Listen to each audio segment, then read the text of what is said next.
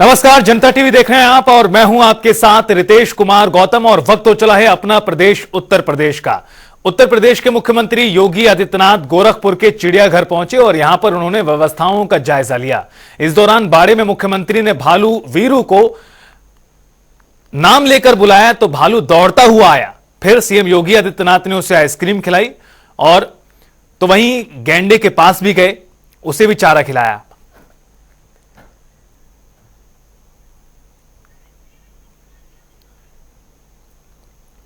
तस्वीरें देखिए। मुख्यमंत्री योगी आदित्यनाथ दरअसल 2 दिवसीय अपने गिरिडीह जनपद के दौरे पर हैं और यहां पर उन्होंने चिड़ियाघर में व्यवस्थाओं को न सिर्फ जाना है बल्कि जो पशु प्रेम जो उनका है वो भी एक तरह से यहां पर नजर आ रहा है। किस तरह से अलग अलग जानवरों के साथ समय बिताते नजर आ रहे हैं सीएम। लोकसभा चुनाव नतीजे के बाद पहली बार सीएम योगी आदित्यनाथ संघ प्रमुख मोहन भागवत से मुलाकात करेंगे। दोनों के बीच यह मुलाकात गोरखपुर में होगी। उत्तर प्रदेश में बीजेपी के खराब प्रदर्शन के बाद इस मुलाकात को अहम माना जा रहा है क्योंकि दोनों के बीच लोकसभा चुनाव और राज्य में संघ के विस्तार से लेकर अन्य मुद्दों पर भी बातचीत होगी। आपको बता दें कि अभी हाल ही में आरएसएस प्रमुख मोहन भागवत और संघ नेता इंद्रेश ने बीजेपी को लेकर बड़ा बयान दिया था, जिसके बाद से राजनीतिक पारा गरमाया हुआ है।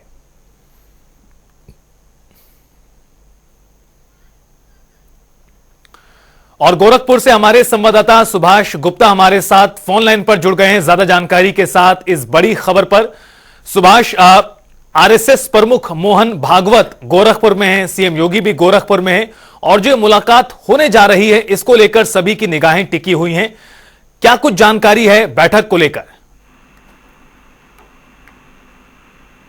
जी बिल्कुल रितेश, मैं बता दूं कि सीएम योगी आदित्यनाथ आज गोरखपुर के दौरे पर हैं और आज माना जाता है कि एक अहम बैठक जो चुनाव नतीजों के बाद आरएसएस प्रमुख भी गोरखपुर में मौजूद है और उसको लेकर आज हो सकता है, मतलब प्रोटोकॉल तो कोई अभी तक नहीं आया है मुलाकात का, लेकिन ऐसा कयास लगाया जा रहा है कि आज शाम को सीएम योगी जो है जाएंगे और बाकायदे उनसे मुलाकात करेंगे और मुलाकात का अहम मायने ये माना जा रहा है कि जो चुनाव के नतीजे आए हैं या बीजेपी के जो खराब प्रदर्शन रहे हैं उसको लेकर जो है आज एक तरफ से दोनों के बीच समीक्षा होगी और समीक्षा इस बात की होगी कि जो 2019 में बीजेपी के प्रदर्शन थे, अच्छे प्रदर्शन थे, तमाम सीटें आई थी, लगभग 73 सीटें आई थी, लेकिन इस बार वो घटकर 33 हो गई। तो कहीं ना कहीं जो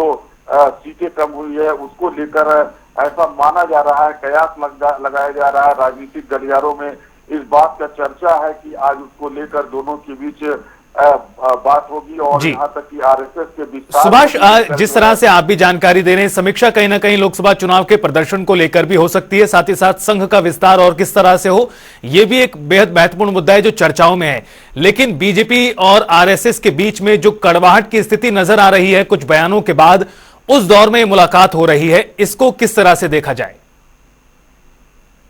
देखिए रितेश, आपको बता दें कि इसके पहले जो है आरएसएस प्रमुख मोहन भागवत ने भी जो है एक बयान दिया था और उनके जो नेता हैं वो इंद्रेश कुमार ने भी एक बयान दिया था। बाद में इंद्रेश कुमार ने उसको जो है उस बयान से पलटी मार दी, यानी कि अपने बयान को ही जो है वो बाद में उन्होंने उसको अलग बयान दे दिया।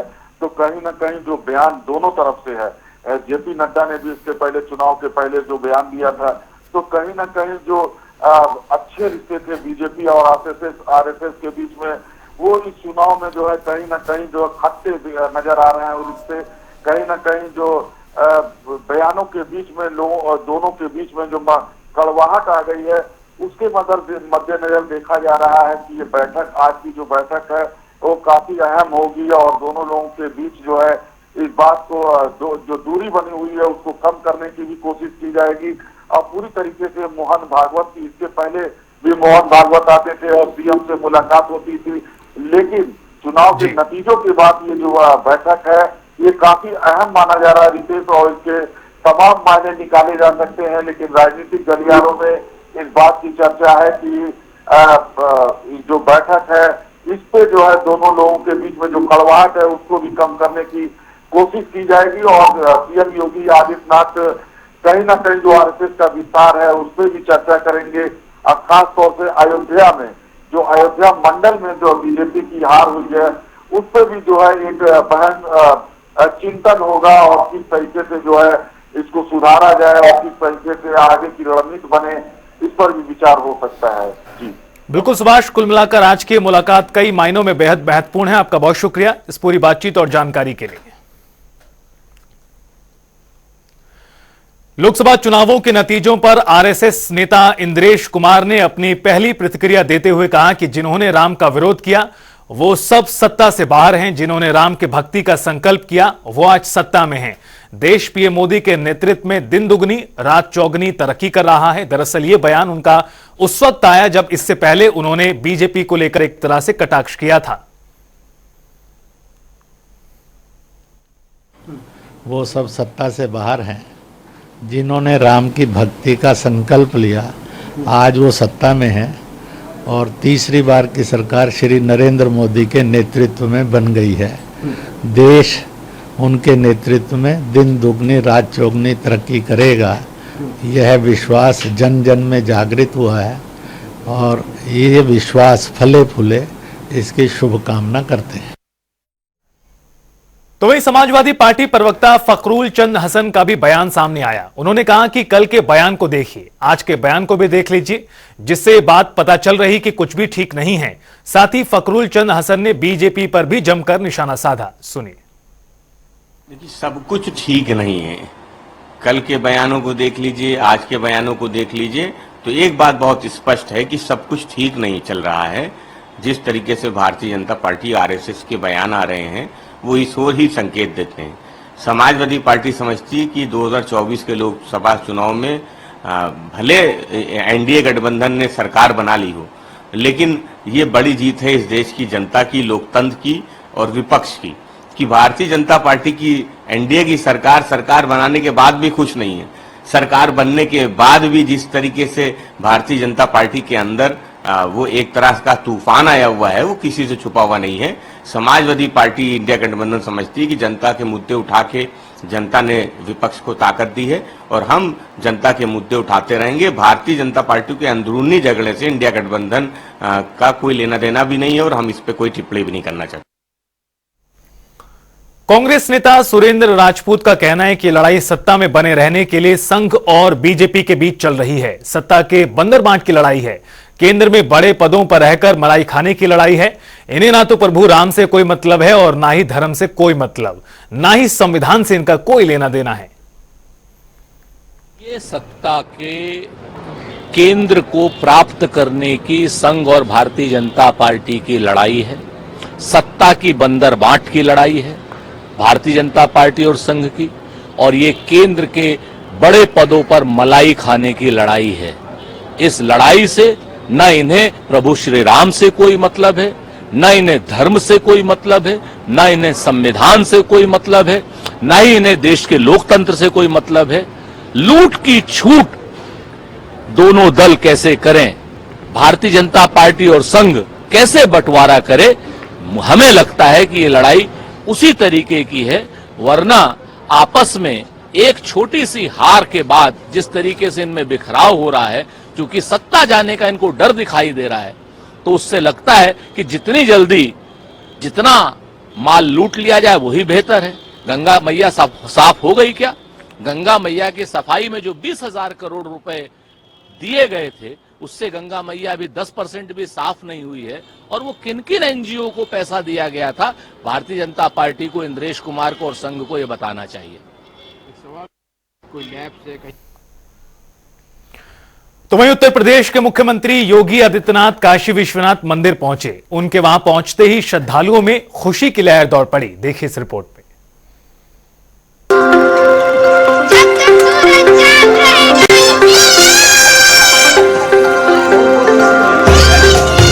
छोटे वाले बच्चे भेज आ जाते।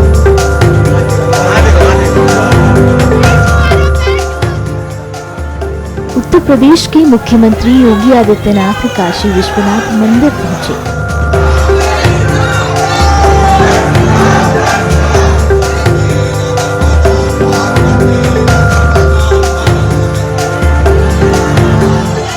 जिनके वहां पहुंचते ही श्रद्धालुओं में खुशी की लहर सी छा गई।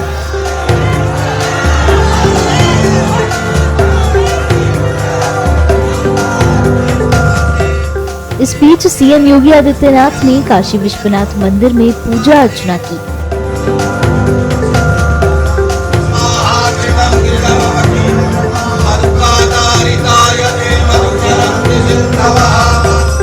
वैदिक मंत्रोच्चारों के साथ उन्होंने वहां पूजा की, पाठ पढ़ा और जलधारा के माध्यम से जाप करते हुए शिवलिंग पर पहले जल और फिर दूध चढ़ाया, जिसके बाद दही से स्नान करवाया।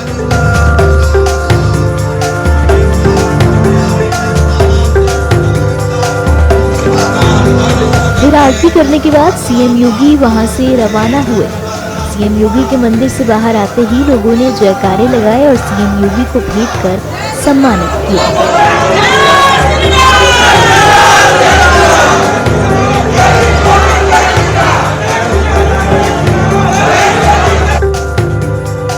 उत्तर प्रदेश के मुख्यमंत्री योगी आदित्यनाथ काशी विश्वनाथ मंदिर के बाद काल भैरव मंदिर में पूजा अर्चना करने पहुंचे। वहां पहुंचकर सीएम योगी ने भगवान के दर्शन किए, फिर पूजा आराधना कर आरती भी की।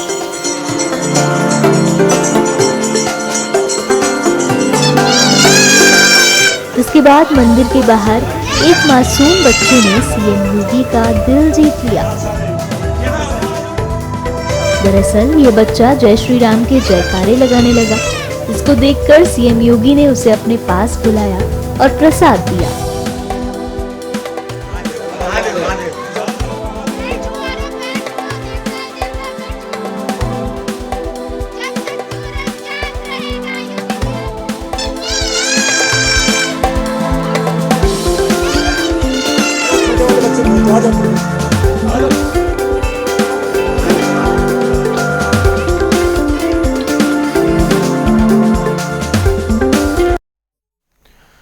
तो वहीं एसबीएसपी प्रमुख और उत्तर प्रदेश सरकार में मंत्री ओपी राजभर का कहना है कि एनडीए गठबंधन में जितने भी लोग हैं वो अपनी ओर से समीक्षा करेंगे कि कहां कमी रह गई, कहां दिक्कत हुई। बीजेपी भी अपने नेताओं की मदद से धरातल से खबर इकट्ठा कर रही है, इसको दूर कर आगे मजबूती से कदम बढ़ाया जाएगा। जितने भी एनडीए गठबंधन में हम लोग हैं, सब लोग अपनी अपनी समीक्षा अपने स्तर से कि कहां कमी रह गई, कहां हम दिक्कत हुई, उसकी समीक्षा सभी लोग कर रहे हैं। उसी में समीक्षा भारतीय जनता पार्टी भी अपने ढंग से अपने लोग नेताओं को लगा करके धरातल पे वो खबर इकट्ठा कर रहे कि क्या कमी रही, उसको दूर करके हम लोग आगे फिर मजबूती से संगठन को आगे बढ़ाया जाए। और आने वाले दिनों में चाहे वो पंचायत चुनाव हो, चाहे विधानसभा का चुनाव हो, चाहे फिर लोकसभा का चुनाव हो, हम सब लोग मजबूती से उसको लड़ाया जाए। बीजेपी के बड़े नेता हो या हारे हुए प्रत्याशी हो, लगातार ये कह रहे हैं कि भीतर घात की वजह से बीजेपी को नुकसान हुआ है प्रदेश में। देखिए, जांच का विषय है, पार्टियां अपना उसकी सर्वे करा रही हैं, जैसा आपने भी बताया, तो टीम अपना लग रही है। जो रिपोर्ट आएगी उस रिपोर्ट को फिर आप लोगों तक पहुंचाया जाएगा। मैनपुरी में बन रहे ग्रीन बेल्ट योजना के तहत लोगों ने ट्रांजिट हॉस्टल पहुंचकर जमकर प्रदर्शन किया है। शहर में योजना से नाराज लोगों ने ट्रांजिट हॉस्टल में मौजूद कैबिनेट मंत्री जयवीर सिंह से मुलाकात की और योजना के चलते किए जा रहे कार्यों को ट्रांसफर किए जाने की भी मांग की, जिसको लेकर कैबिनेट मंत्री ने सभी लोगों को आश्वासन दिया है।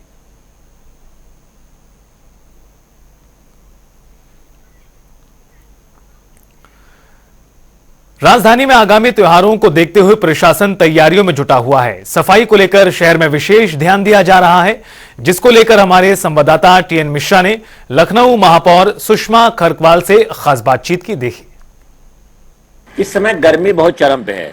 गर्मी के साथ साथ तमाम दिक्कतें हैं, जैसे लखनऊ में जो है दोपहर में लोगों को पीने का पानी की दिक्कत होती थी, प्याऊ की समस्या थी। तो इन समस्याओं को लेकर तमाम नगर निगम काम कर रहा है। दूसरा, बकरीद आने वाली है, शहर में सफाई की क्या व्यवस्था है, जीआईएस सर्वे से लाखों लोग परेशान, उनकी समस्या कैसे दूर हो रही, इन्हीं सब मुद्दों को लेकर के मेरे साथ मेयर जो है सुषमा खरकवाल जी हैं, तो मैं उनसे जानना चाहूँगा सबसे पहले जीआईएस सर्वे की समस्याएं कैसे दूर। देखिए, जीआईएस सर्वे शायद मुझे लग रहा है कि 5-7 साल से हो रहा था और इस कंपनी ने लखनऊ की जनता को भी और नगर निगम को भी बेवकूफ बनाया। जिस मकान का सर्वे के बाद पैसा आना था 2000 या 8000 या 10,000, उसको इन्होंने लाखों में किया। जनता परेशान हो गई है। जिसका 10,000 आता था बिल, उसका 10 लाख आ रहा, 5 लाख आ रहा। मेरे पास बिल्कुल पुख्ता सबूत है। फिर जब इसके बाद चुनाव के टाइम पे भी काफी परेशानी हुई, उसके बाद मैंने फिर इसका कैंप लगाया और मैं इस कंपनी पे कार्रवाई करूंगी। दूसरा, जब कर्मचारियों जो अभी भर्ती है ये क्यों नहीं हो रही, पर लगातार आपके कर्मचारी संघ आंदोलन कर रहे हैं, मांग कर रहे हैं आपसे, इसमें क्या समस्या है? ये कर्मचारी की भर्ती शासन से संबंधित है, तो इसमें शासन, अभी मैंने पढ़ा है अखबार में कि माननीय मुख्यमंत्री जी चाहते हैं कि सब जगह अब नियुक्ति हो। अभी 2-3 दिन लगातार पढ़ रही हूँ और उम्मीद है कि जल्दी नियुक्ति हो जाएंगे। अब बकरीद आने वाली है, शहर में बकरीद के मौके पर बहुत अल्पसंख्यक बहुत है शहर में, तो इनमें सफाई के लिए क्या आपने व्यवस्था की? ये त्योहार के लिए ईद आ रही है। मैंने त्योहार से पहले सब 8 जोन में कहा है, जोनल अधिकारियों की साफ सफाई हर जगह होनी चाहिए। मंदिर, मस्जिद, जहाँ जहाँ भी जो भी त्योहार आता है उसके चारों तरफ साफ सफाई होनी चाहिए। और गर्मी में जो अभी बिजली का तो आपका मुद्दा नहीं है, लेकिन आप मेयर हैं तो बिजली की समस्या पूरे शहर में है। आधी रात में बिजली काट देते हैं और जो नगर विकास मंत्री हैं वही विद्युत मंत्री हैं।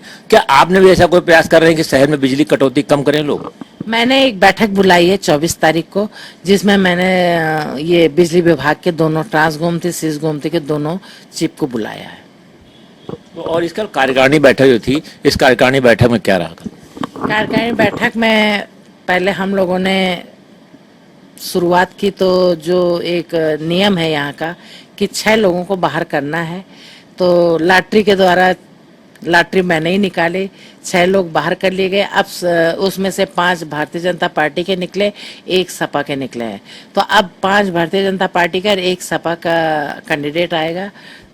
सपा के जो नेता हैं, नेता सदन, उनसे मैंने कह दिया है कि आप अपना नाम दीजिए, और भारतीय जनता पार्टी के नगर अध्यक्ष को मैंने कह दिया है कि क्योंकि ये संगठन के द्वारा नियुक्ति होती है, तो संगठन को कह दिया है कि आप नाम दीजिए। हो जाएगा। हाँ, इसके अलावा जनता के लिए आप कैसा क्या कर रही हैं कि जो लखनऊ की जनता महसूस करे कि आप जो है इतनी डायनेमिक मेयर हैं और इतने बहुमत से जीती हुई मेयर हैं? बहुत वादे थे, जैसे अभी नाले की सफाई को लेकर के थे, बरसात आने वाली है, आपने पहले भी कहा था मैं नाले की सफाई पहले कराऊं, लेकिन अभी भी तमाम नाले चौक हैं, इसके लिए क्या कर रही हैं? नहीं, 15-20 दिन से नालों की सफाई शुरू हो गई है और लगातार हो रही है। इसमें 16 करोड़ रुपया भी दिया गया है, और मैंने कहा पेमेंट तभी होगा जब बिल्कुल साफ होगा। जिसके वार्ड में जल भरा होगा वहाँ पेमेंट नहीं होगा। तो ये थी सुषमा खरगवाल जी, जिनका सीधे से कहना है कि चाहे नालियों की सफाई हो, चाहे बिजली की समस्या हो या पानी की समस्या हो, सारी समस्याओं का निस्तारण किया जाएगा और लोगों को एहसास होगा कि लखनऊ में जो है भाजपा की मेयर और बेहतर मेयर काम कर रही है। कैमरा पर्सन रियाद के साथ TN मिश्रा, जनता TV, लखनऊ। और चलिए बुलेटिन में आगे बढ़ते हैं, रुख करते हैं अगली जानकारी का। एक बड़ी खबर से आपको अपडेट करा दें जो इस वक्त सामने आ रही है। बड़ी जानकारी, बड़ी खबर, कैबिनेट मंत्री OP राजभर ने बयान दिया है। वायरल वीडियो को लेकर बोले हैं राजभर, फेक न्यूज से बदनाम करने की कोशिश की गई है, ये कहना है उनका। PM मोदी CM योगी के नेतृत्व में कर रहे हैं काम। हमारी ऐसी कोई मंशा नहीं है। जो खबर चैनलों पे चल रही है वो फेक न्यूज है, पूरी तरह से वो विरोधियों की साजिश है। हम माननीय नरेंद्र मोदी जी, माननीय योगी आदित्यनाथ जी के नेतृत्व में हम लोग काम कर रहे हैं। हम लोग NDA गठबंधन में हैं। हम लोग जो केंद्र प्रदेश सरकार की नीतियां हैं उसको जनता तक पहुंचाने के लिए कटिबद्ध हैं। चाहे वो आयुष्मान कार्ड गरीबों के इलाज के मामले 5 लाख रुपए का हो, चाहे किसान सम्मान निधि की बात हो, चाहे सोलर पैनल 75% सब्सिडी पर देने की बात हो, चाहे गरीबों को अनाज देने की बात हो, चाहे जनधन योजना की बात हो, सारी योजनाओं की जानकारी हम लोग गाँव तक पहुंचा रहे हैं।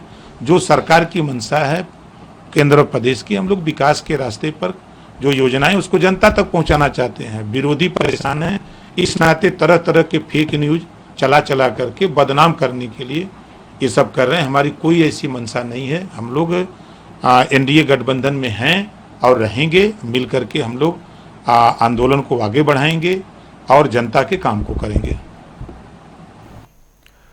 और चलिए अब एक नजर 5 मिनट में 25 बड़ी खबरों पर। मिर्जापुर में पुलिस ने हाईटेक पंचायत मित्र मामले का किया खुलासा, 5 गिरफ्तार। बरेली में टोल प्लाजा पर कार सवार ने कर्मचारियों से किया भद्रता। कर्मचारियों ने युवक को समझाने का किया प्रयास। शराब के नशे में युवक ने 20 से 25 साथियों को बुलाकर की तोड़फोड़। बुलंदशहर में दो पक्षों में मारपीट। मामूली बात को लेकर चली लाठी डंडे और तमंचे मारपीट का वीडियो वायरल। बुलंदशहर में पुलिस को मिली सफलता। हथियारों के 2 सौदागर गिरफ्तार। आरोपियों के 5 से 5 पिस्टल, 2 अवैध तमंचे, कारतूस भी मिले। आगरा में भीषण गर्मी के बीच बदला मौसम का मिजाज। तेज हवाओं के साथ बारिश। तपती गर्मी से मिली लोगों को राहत। बुलंदशहर में अपोलो पाइप कंपनी में हादसा। लोहे के बंडल के नीचे दबा युवक, घायल का अस्पताल में इलाज जारी। आक्रोशित ग्रामीणों ने कंपनी के बाहर किया प्रदर्शन। बहराइच में बहरौली तटबंध का डीएम ने किया निरीक्षण। तटबंध की सुरक्षा में कटान रोधी कार्यों का जायजा लिया। नोएडा में पुलिस को मिली कामयाबी। भारी मात्रा में ई सिगरेट के साथ 2 आरोपी गिरफ्तार। पकड़ी गई ई सिगरेट की कीमत लगभग 1.5 करोड़ रुपए। संभल में अवैध अल्ट्रासाउंड सेंटर पर चला स्वास्थ्य विभाग का चाबुक। मशीनों को किया जब्त। अचानक छापेमारी से हड़कंप। गाजियाबाद पुलिस ने सेक्स रैकेट के गिरोह का किया पर्दाफाश। पुलिस ने आरोपियों को किया गिरफ्तार।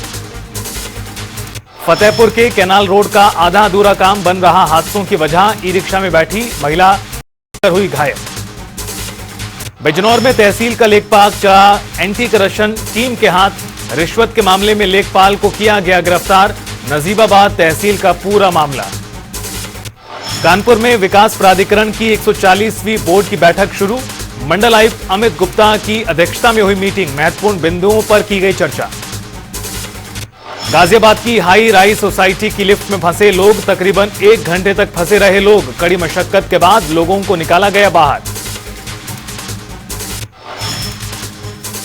हमीरपुर में 2 ट्रकों की टक्कर। हादसे में आधा दर्जन से ज्यादा लोग चोटिल। घायलों को अस्पताल में कराया भर्ती। प्रतापगढ़ में रक्तदान संस्थान ने रक्तदान शिविर का किया आयोजन। विश्व रक्तदाता दिवस को लेकर कार्यक्रम का हुआ आयोजन। बागपत में पुलिस ने बाइक चोरी के 2 गिरोह को किया गिरफ्तार। आरोपियों के पास से तमंचा और चोरी की बाइक बरामद। चोरों के अन्य साथियों की तलाश जारी। फतेहपुर में दबंगों के हौसले बुलंद। पेड़ से लकड़ी तोड़ने पर महिला और बुजुर्ग को पीटा। इटावा में शांति व्यवस्था को लेकर डीएम एसएसपी ने किया पैदल गश्त। बकरी ईद को देखते हुए किया निरीक्षण। अलीगढ़ में बीजेवाईएम के नेताओं की खुली दबंगई। मामूली विवाद पर 2 भाइयों के साथ मारपीट, दोनों घायल। कुशीनगर में 10वीं अंतर्राष्ट्रीय योग दिवस का आयोजन। जिला मुख्यालय रविंद्र नगर में हुआ कार्यक्रम। दीप प्रज्वलित कर योग दिवस का किया गया शुभारंभ। प्रतापगढ़ में दुकानदार और दरोगा के बीच बहस। फ्री में कोल्ड ड्रिंक न देने पर विवाद का आरोप। सहारनपुर में बकरीद पर सीएम के सख्त आदेश। पुलिस सड़कों पर निकाल रही मार्च। लोगों से नियत स्थानों पर नमाज अता करने की अपील। सहारनपुर में पेड़ पर लटकी मिली युवक की लाश। मरने से पहले बहन को भेजा मैसेज। रायबरेली में सफाई कर्मचारियों की कमी। नगरपालिका परिषद अध्यक्ष ने 20 कर्मचारियों की बाजार एरिया में रात में लगाई ड्यूटी। दिन में वार्डों की देखभाल इनके कंधों पर ही होगी। और इसी के साथ फिलहाल इस बुलेटिन में इतना ही। रुकेंगे छोटे से ब्रेक के लिए, फौरन हाजिर होंगे। आप देखते रहिए जनता टीवी।